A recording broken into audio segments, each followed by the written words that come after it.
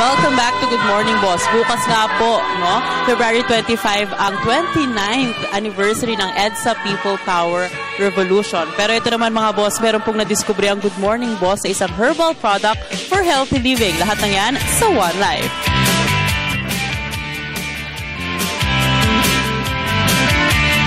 Good morning mga boss, inalam natin ng ilan sa mga maaring gamitin bilang alternative medicines dito lamang sa Binondo. Kaya ngayong umaga makakasama naman natin ang kanilang pharmacist ng Hong Taiyang Chinese drugstore dito sa Manila. Walang iba kundi si Derek. Good morning, Derek. Good morning. Okay, Derek, ngayon, nandito nakalatag sa harapan natin ang iba't ibang mga herbal medicine. So, isa-isayin natin yung mga boss.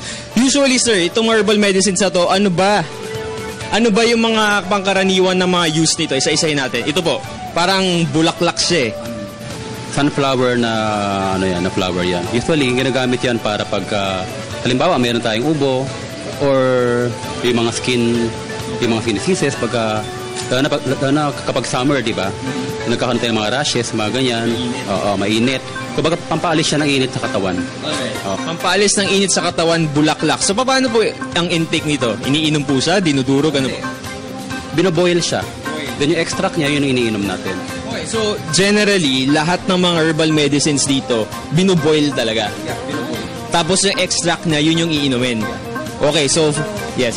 Tulad to, at saka ito, edible siya. Pwede siyang kainin. Ito po ay? Goji berry. Berry? Oo, goji berry.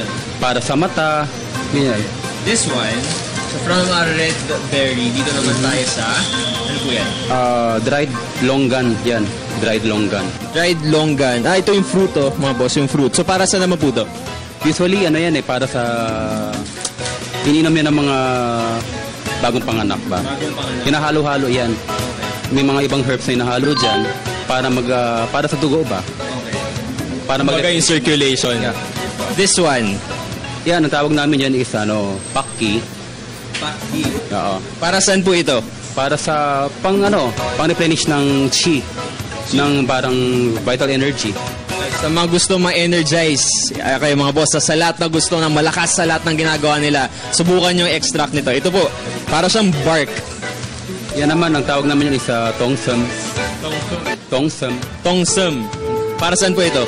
Halos pareho lang yung gamit nila, yung function nila. For overall health yan. Okay. Overall health, pati sa lahat ng gusto na may energy sa mga activities ninyo. Kunin nyo to.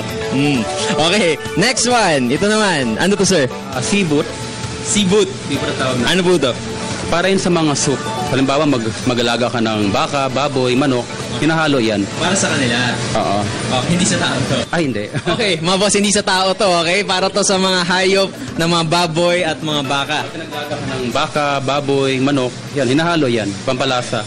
Ito mga boss, kung favorite nyo yung mga, sir, yung mga bird's nest na soup, alam nyo ba kung magkano to? This is worth? 8,000 a box.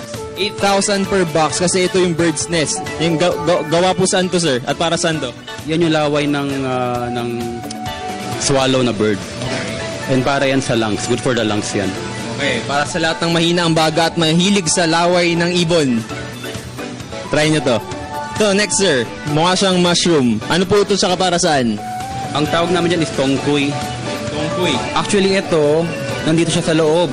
One of the ingredients siya dito. Okay. Para sa sabaw rin yan. Sabaw din, pero sa tao naman to? Sa tao.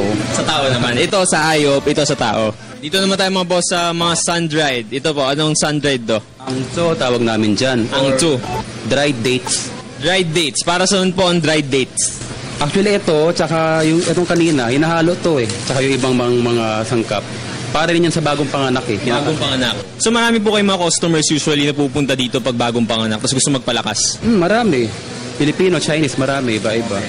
Okay, lastly, sa ating dried na mga goods, ito po ay? Shenza or hawthorn. Hawthorn berry. Para saan po ito? Para yan sa pamababa ng mga cholesterol. Cholesterol naman. Yan. Sa mga boss, nalaman natin iba't ibang mga use ng mga herbal medicines na to. Pero may pinaka-interesting ako nalaman ngayon. Sa lahat ng mga boss natin na gusto magpaputi, alam nyo ba na pwede pala kayong uminom ng pearl? At hindi yung pearl sa mga milk tea. Itong pearl, as literal na pearl, na pwede nyo suotin. Pero sir, kakaiba nga to eh. Kumbaga, pearl talaga siya. Paano po siya nakapagpaputi? Tsaka paano siya iniinom? Bali, ito, kailangan natin itong durugin. Dudurugin. Oo, maging ganito siya, maging powder. Okay. So kanina yung pearls, mukha ng creamer ngayon. Okay, so pwede kayo magpaputi. I-intake nyo mismo mula sa pearl. Isipin nyo yun, ha? Pwede yung mga hikaw nyo, yung mga necklace nyo, pwede nyo palang inumin yun. Pero kailangan durugin siya. So sir, okay. Siyempre, pinakatanong din ng mga boss natin, totoo ba yung effect nito? Paano po natin nalalaman na meron talaga epekto to sa katawan ng isang tao? Hindi kasi mga herbs siya. So usually mga, ano lang yan supplement lang yan Pero kasi itong mga herbs na to, dati pang ginagamit to. Ancient times pa. Oo. So talaga meron na talaga siyang proof. Kumbaga mga boss, time and tested na siya. Hindi pa tayo pinapanganak. Wala pa ang Pilipinas. Ginagamit na tong mga to ng iba't ibang mga ancient times pa lang sa mainland China mismo.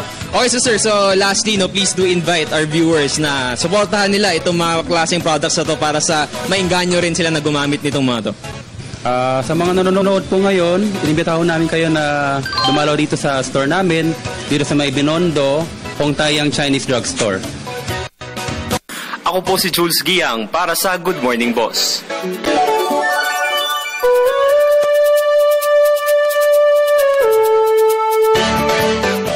Okay, maraming salamat, Jules.